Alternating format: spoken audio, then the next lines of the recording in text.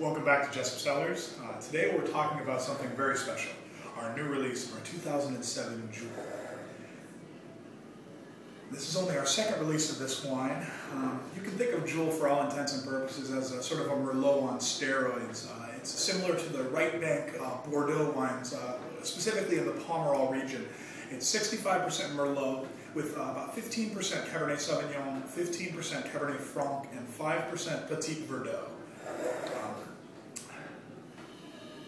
It's got a beautiful, beautiful deep ruby color to it. Okay, in the nose, comparable to the Merlot, but with more going on. You get sort of a cherry berry front end, a red cherry, black cherry, and then boysenberry, blackberry, some darker fruit around it.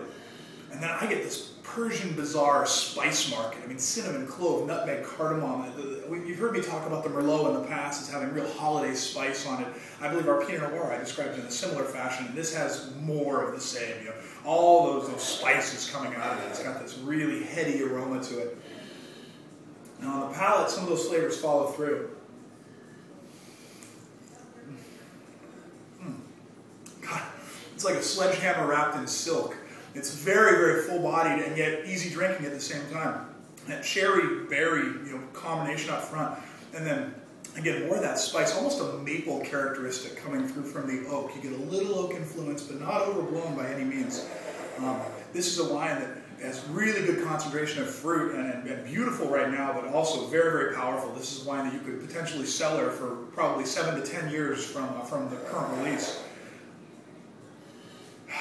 There's also, when you a big red wine, you get all these very typical flavors, the cherry, the berry, the currant, all that down low. And with the Juel, there's only about 5% Petit Verdot in this wine, which is largely a blending grape.